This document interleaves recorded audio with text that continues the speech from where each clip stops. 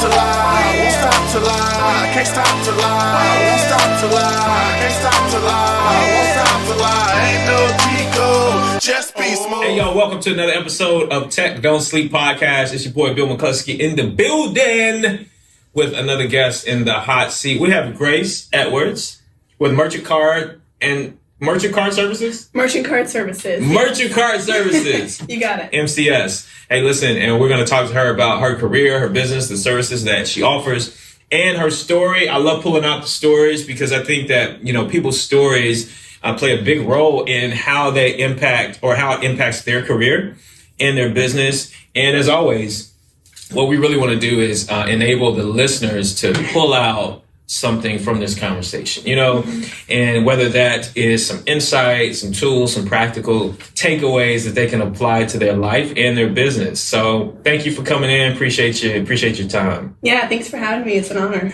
Yeah. And so we met through a local networking group here in town. We did. It was Nashville Connect.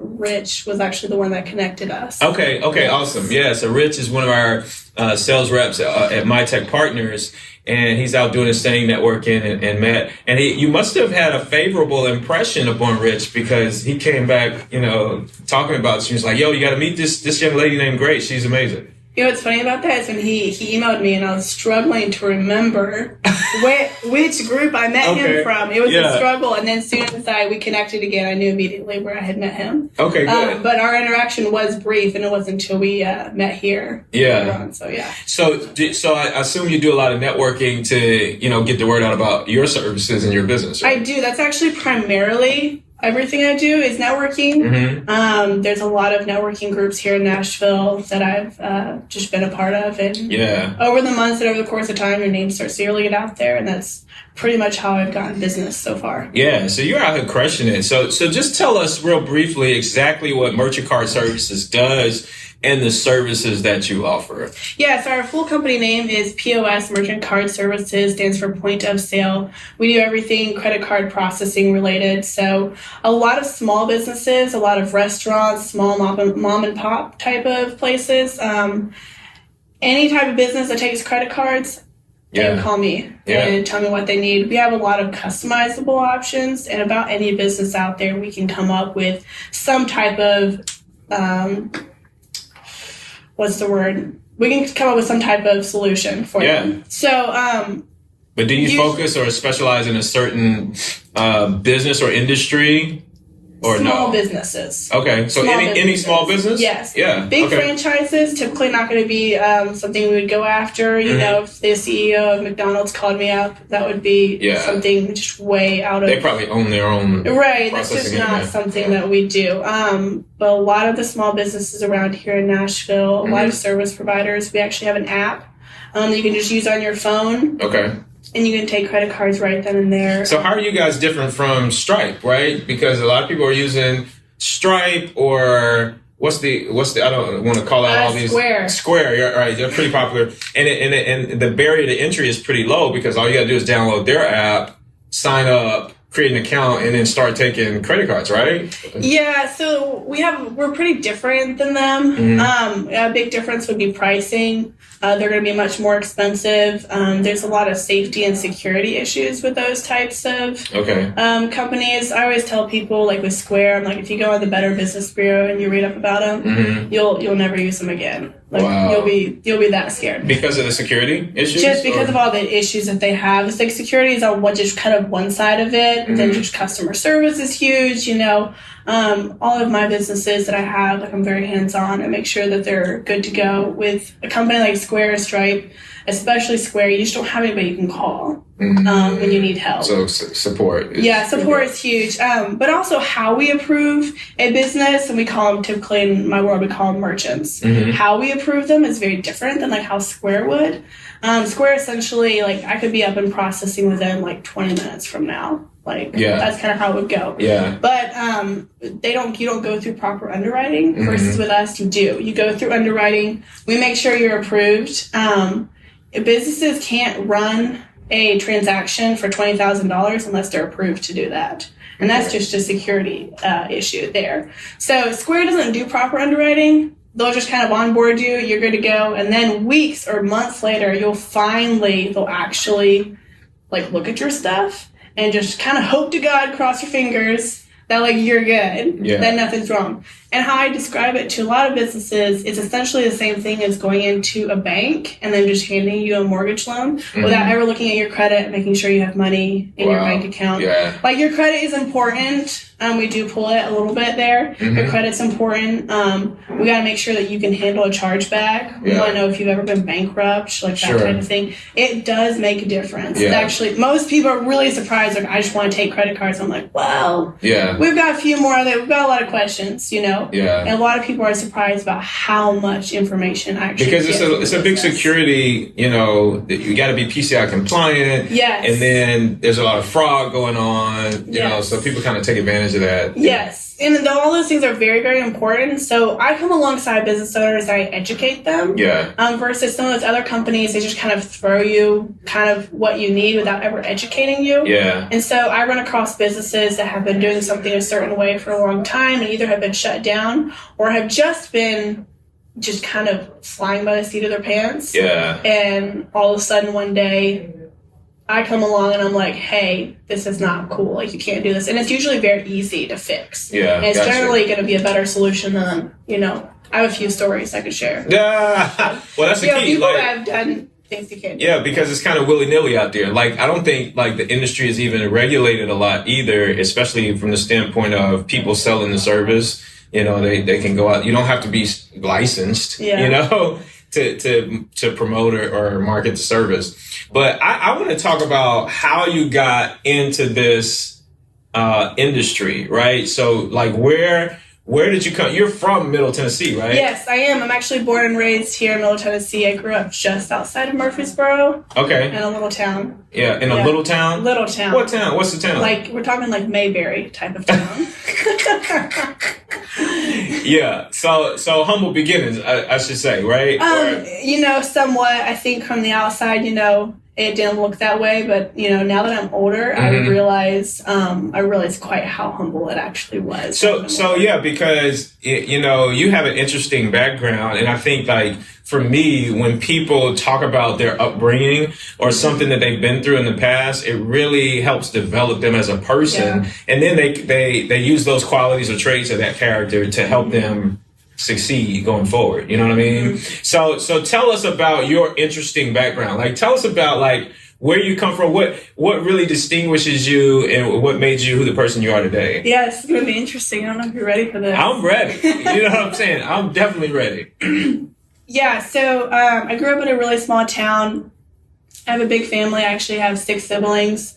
I'm second to the youngest of 6. I have 4 older sisters, and I'm right in between 2 boys. But what's really interesting about my past and what I've come out of and where I'm at now is I just have a very different upbringing than your normal, just American child. So it's hard to describe this because most people don't know what it is, but I grew up Mennonite, which is similar to Amish, but it's just not like that extreme. Yeah. So just a very conservative religious setting, very conservative church setting. Yeah. You had to follow a lot of rules that are mostly just, all of them I should say, just man-made. So this small town though that you grew up in, were you kind of secluded from, because when you say Amish, it makes me think, you know, they keep to themselves, or you know, stay away from technology. Like, what was kind of the environment? Yeah, we definitely did stick to ourselves a lot. I was mostly homeschooled, so I didn't have the experience of like going to a public school or any type of private school. Yeah. But it was very private and just kind of secluded. I remember there would be like, you know, every 2 weeks or so we'd like go into town. Okay. Or more often than that, but it was kind of a bigger thing because we lived out in the country and we just didn't have, things just weren't close by. Yeah, yeah. Did you guys, like, how did y'all get to town? Did you take a car or did you take a horse? Yeah, no. Were y'all walking? I did actually grow up riding horses, but no. Yeah. We had vehicles. We did have cell phones. Okay. We had computers, but even all of those are heavily monitored. And sometimes the functionality of those isn't the same because they would take functionalities out so that you couldn't use them. Yeah. I grew up with no TV. Okay. Ironically, I actually do remember seeing like some of like 9/11 on a TV. Wow. Like we did have a TV, but it just wasn't cable connected. Yeah. Like we could watch them like DVDs and stuff like that. Yeah. But I actually do remember that. That's the last, I tell people, like, that's the only time I can remember that. As a kid, it's 9/11. That's amazing. Which is crazy. Yeah. I mean, we don't need a TV to grow up. You know what I mean? Yeah. I actually knew people who I grew up with that didn't have a TV in their house, which now, when I look back, I'm like, that was kind of weird. And we thought it was weird then. You know what I mean? But their parents were like, you know what? We're not having a TV in our house. You know what I'm saying? Yeah, I don't regret that. I really don't. I don't feel like I missed out on a ton that way. Yeah. It is hard even now that I'm an adult and people mention stuff they watched as a kid. I'm like, I have no idea. And they kind of look at me funny, like, why don't you know what, this show? I'm like, I have just no idea. I've learned a lot in the last few years, but yeah. So they, and this is Mennonite, right? Yes. So how did you, because you're not in that doctrine or following now, right? No. Okay, not at all. So what happened and how did you get out? Or what how are you here today? Yeah, and not a part of that culture. Yeah. When I was 16 and 17, I just really started to just question everything. And I mean everything that I had ever been taught. And I started to read things for myself. And when I was 18 years old, I remember sitting in church, and I remember, this is probably one of the few times in my life I would actually say this. But, I remember God telling me, I'm done with you here. You can move on. Wow. And I just remember I was almost there was tears in my eyes in that moment because I didn't know what was next. I had no idea, I was going to end up here in Nashville and end up doing what I'm doing now. But I remember I left. And I remember standing up after the service that day, and I remember looking around and going, these people today who call me their friend, tomorrow, will not hardly speak to me. Wow. And that's what I did. So when I was 18 years old, I left everything I knew. I left my friends. My family didn't necessarily turn their back on me. Some of them did. Some of them have come back around again. But when I was 18, I left everything I knew. Wow. Everything, friends, everything. And I just had to figure it out and start over. This is wow. Yeah. So at 18, you walked away from all that, and you knew you were going to do that at 16. Is that what you're saying? I did. I felt like at 16 and 17, I was like, I'm out. Yeah. 16, I was like, okay, maybe. And then 17, I was like, okay, it's just a matter of when. Did you plan for it? Did you say, okay, I'm going to go here and get a job, or I'm going to stay at this place, and here's kind of the steps that I'm going to take once I leave? Or I really had no plan. I had no idea what it was. I remember that day I told my parents, I was like, hey, I'm done. I'm out. But what did they say? Honestly, not a lot. I think they're expecting it. Oh, really? Yeah. Okay. Yeah, people were kind of surprised by that. I'm like, they were kind of expecting it. Yeah, so they had kind of seen the signs? They had seen it coming. I'd had some older siblings leave, and then when I left, one of my brothers was like, okay, he's like, I'm out too. Wow. I was like, cool. And then a few years later, my youngest brother left as well. So what's funny about it is 5 out of 7 kids in my family have all left. So, and your parents are still there? My parents are still there. Okay. Got nieces and nephews still there as well. So wow. Yeah. So what did you do then? So when you left, if you say you had no plan, what did you do? The day you left, or the first week you left, where did you stay? Did you go get a job? Did you stay with friends, or did you have anybody that you could reach out to? I did. I had a few people that I feel like God just placed in my life. Okay. To just kind of be there for me, and they were just part of some different chapters of my life.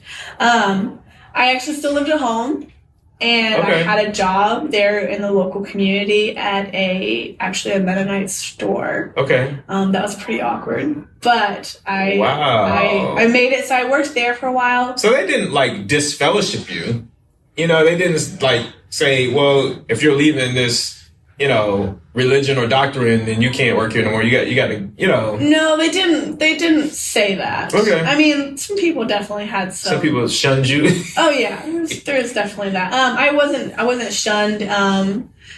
Technically, I wasn't actually a member of the church, and so they didn't have the parameters to like fully shun me. But you can do a lot of that just I see what you're saying. verbally. Yeah. There was definitely things people said to me. Okay. After I left that were like quite shocking to this day that I'm like quite shocked by. Yeah.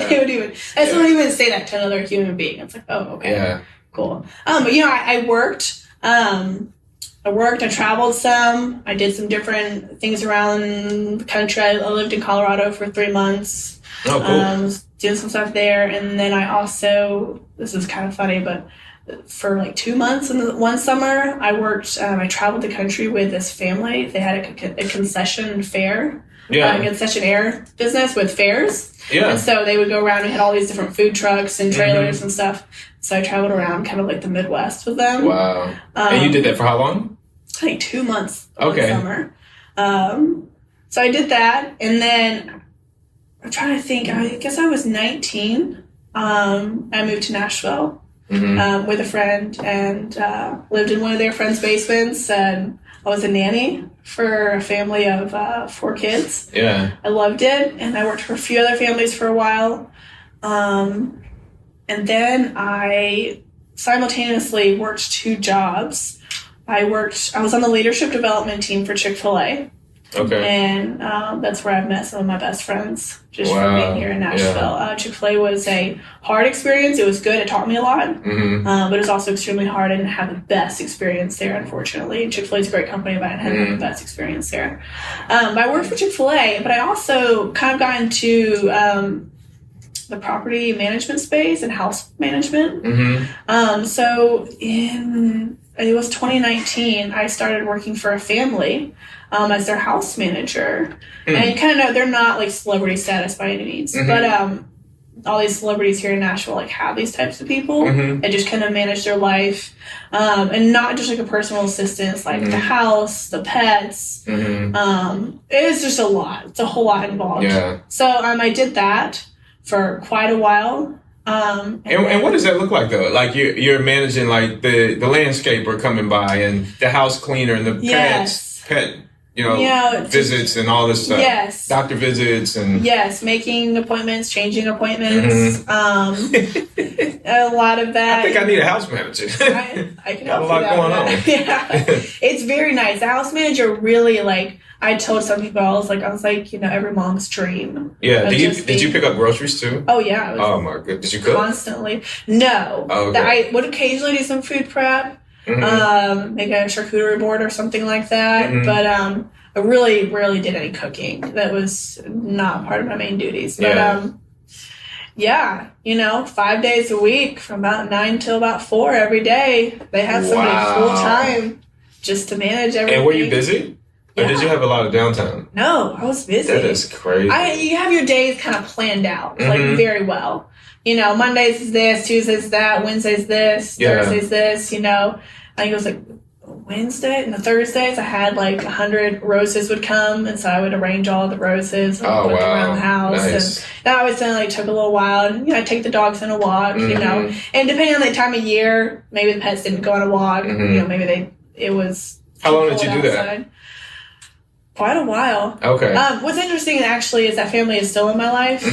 They still have me managing some different things. Okay. I just kind of work remotely. Yeah. From there, I'm not quite ready to let them go out of my life. We're kind of close. So the based on your upbringing, you leaving, and that whole experience, what do you think that added to you as a professional today? Because it seems like to me you have a lot of courage. First of all, you have guts. You have to have courage. Yeah. You have to have courage to do this. Sometimes I think about it and I go, well, anybody could. I think I'm living proof that no matter your educational background, no matter what you come from, you can still make something of yourself. And I thought about going to college. I decided against it. I felt like most people didn't use their college degree to the full extent. Yeah. And so I just decided not to. And I just knew that something was going to come along that I would like want to stick with. Yeah. What was the question again? Well, I'm just saying, like, what is it based on your upbringing, your unique upbringing, like all these jobs you had and traveling a little bit through the Midwest and being a Mennonite growing up? What developed in you that makes you successful today? Like, what characters or what characteristics or traits do you have today that you think, you know what, I went through this bad experience, or I went through this setback or this experience in my past, it really helped develop me as this person today? A few years ago, I started on this whole journey of mindset. Yeah. And I realized I had a lot of limiting belief of just what I could accomplish as a person. And I just kind of started on this journey, started listening to different podcasts, and I couldn't even tell you, like, really what. And a lot of it's just on YouTube. Yeah. There was one in particular, and I actually still listen to it to this day. I don't listen to it every day. I've recently been picking it up a little bit more. But there was just a motivational YouTube video that I listened to every single day for 30 days. This started about 2 years ago. And by the end of that 30 days, I was changed. Like, wow. It changed. How long was the video? 30 minutes. That's 30 minutes. Okay. Yeah. So I listened to it every day for 30 days. And it just, every day, it felt like a new layer of who I was just like being pulled out.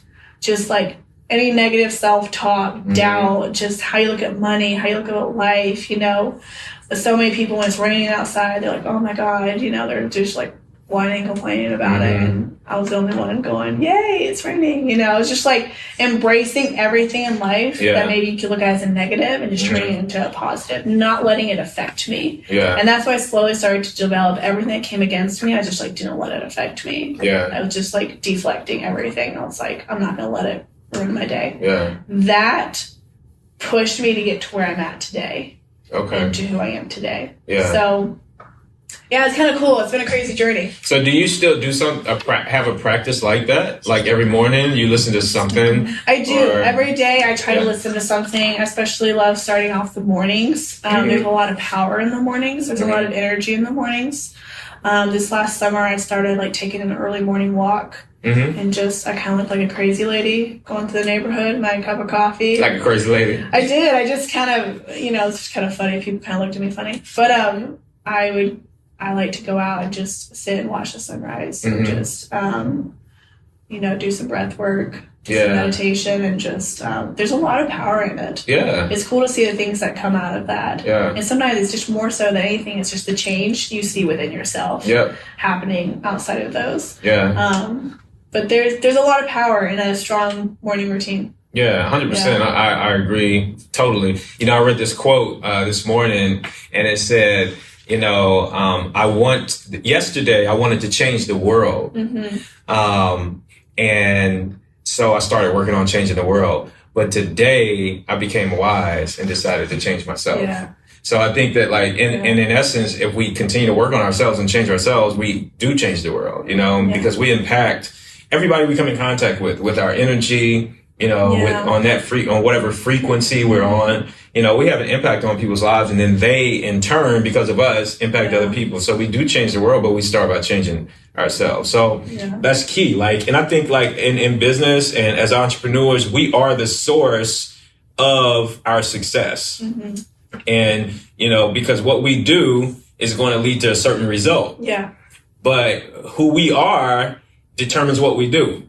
Right. So that meditation, that those affirmations or whatever you're listening to in the morning determines who you become and who you are as a person. And then it ultimately determines the action you take, which leads to results. So no, that's really key. That's really key. So what led you to even listen to the video, though, on YouTube? Like, because some people, like, are in a space where, you know, they want change or they know something different is coming, like you said, but they don't have the instinct to, let me find just, you know, morning routine video to listen to. Like, what do you think led you to that? Do you think that was, like, divine or what? I mean, I think it's a combination of things. I've always been a driven person. And a person, okay, I want to live with excellence, right? And I didn't want to just kind of drudge through life. Like, I want to, like, how can I live, like, the best life possible? Like, how can I be the best version of myself possible? Yeah. I just started just exploring just And I honestly couldn't even tell you where I found that video. Yeah. I don't even think anybody ever sent it to me. I think I just found it one day and listened to it, and I happened to listen the next day, and then I went, I'll listen to this every day. And before I knew it, I had listened to it for 30 days straight. And by the end of that 30 days, I kind of knew, I knew every segment of it. Yeah. And so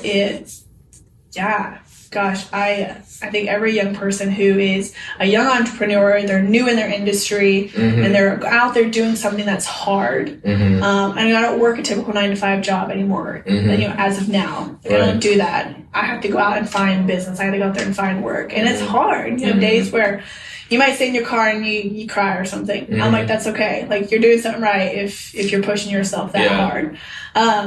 But it's those types of motivation that you have to just keep in your life. You have to keep it in your brain. You can't stop. You've never fully arrived. There's always a next level of mindset that you need to get to. And there's always something you can be working on. And so that's kind of where I'm at. Yeah. No, that's key. And that's the drive, that you talk about, that you have. So you talked about going out here, hustling, getting customers, and crying in your car. Okay. Yeah. So just occasionally. Yeah. Once in a while. It happens. It happens. It's peaks and valleys. You're doing something right if you're crying in your car. If you're not, you're doing something wrong. Yeah. So I have a question about a technical question in terms of, the services that you offer, the merchant services. If there's a business owner out there, right? And what should they be looking for when it comes to accepting credit cards? Whether it's a new business and they're about to set up shop and they want to be able to accept credit cards, or if they're currently in business and they're accepting credit cards, what should they be looking for? Because those statements are hard to read. How do people know if they're getting a good deal? Yeah. What's interesting about our company is our statements are actually a lot easier to read, which is kind of cool. More transparent. Just easier to understand. They're kind of done that way intentionally. Ours are done that way intentionally, but also other companies are done that way intentionally. So you could go, what in the world is this? I would say know your agent. Okay. Have somebody personally that you can call. Yeah. Have somebody that will sit down with you and explain to you how. Don't just be a number. Find somebody local. Find somebody who's good. Ask a lot of questions. Make sure you understand it all. One thing I run across is people go, "Oh, I'm paying 1%." Well, that's not possible. Yeah. I'm like, that's not how this works. Why is that not possible? Well, you have something called interchange from all of the major every major card brands, and you have to pay interchange first. So they might be paying 1% on top of interchange. What is interchange? Does that vary? That does vary. There's actually over 300 places where that can land because there's so many different types of card brands out there. Okay. There's the card brands, and then every Visa card is slightly different. And that interchange can be, typically it can be under 2.5%. So if somebody tells you that they're paying 1%, it's 1% on top of the... I'm like, you're paying 1% on top of whatever interchange is. You're not paying 1%. Right. So that's something I run across of. And it's just a business owner just not knowing. Honestly, just not and somebody probably told them, you're going to pay 1%. Right. And it's just, unfortunately, I work in an industry that's there's a lot of sleazy salespeople. There's a lot of people that just are, about making money. So I'm out here trying to make just a difference in that. Yeah. Actually offering something, just being honest and just being transparent. And, if you do good work, more good work will come to you. Sure. More good things will come to you. Yeah. So I just want people to understand it and know. Yeah. And I also I ran across a situation recently with a business where they just were very unaware of things that they were doing that were extremely incompliant. Okay. If they had gotten caught, the fines would have put them out of business. Yeah. So I just educate them, let them know, hey, you can't, if you're going to store your credit card data, you've got to do it right. You've got to use a safe software. So that was something I ran across recently. Just educating them, letting them know. Yeah. Be compliant. But that's good advice though. Have a contact. Because a lot of times people just sign up, like you said, through Square or, one of these global services, or they call their bank. Should businesses call their bank to set up? Banks can be good. They can be okay. Depending on the bank, it could just, if you get good service or not. And also know the banks can be a little bit expensive. Sure. From what I've seen. Just other thing I would say is don't lock yourself into a contract. Okay. Whether it's with a point of sale system or anything, contracts aren't necessary. You don't need to be locked into a contract. And that's what these big companies, even like Toast is a big one that you see at like Just Love Coffee and stuff like that. Toast is actually good software, but their customer service is terrible. And they lock you into a long-term contract. And they'll raise their fees on you while you're locked into a contract. So you're basically just screwed as a business owner if you want to get out of it. Yeah. We actually have a workaround for anybody using Toast. Like kind of a workaround we can offer anybody. Know your agent. Know what you're getting. And be compliant. Just be compliant. But, it's like the business I was talking about a minute ago who weren't compliant. They thought they were, but that's really because nobody had taken the time to just look at their account and really talk to them. If anybody had taken 2 minutes just to talk to them, they would have said, "Oh, no, you cannot do that. Like, that's going to hurt you in the long run." Yeah, got you. So how can people reach out to you? Like if they got questions or they wanted to get a consultation or whatever? Yeah, you can find me on Facebook, Grace Edwards. And if you find me, you'll know that it's me. If you wonder if it's not me, it's not me. You'll find me. It'll say Merchant Card Services. We have a credit card. You'll see it on there. You on LinkedIn Instagram, as well? LinkedIn. Okay. I'm on LinkedIn as well. It's Grace Edwards. Instagram is Payments with Grace. Okay. So you can also find me on there. Payments with Grace on Grace. IG. Yes. Do you get a lot of leads and stuff on Instagram and Facebook? No, it's mostly just content. Okay.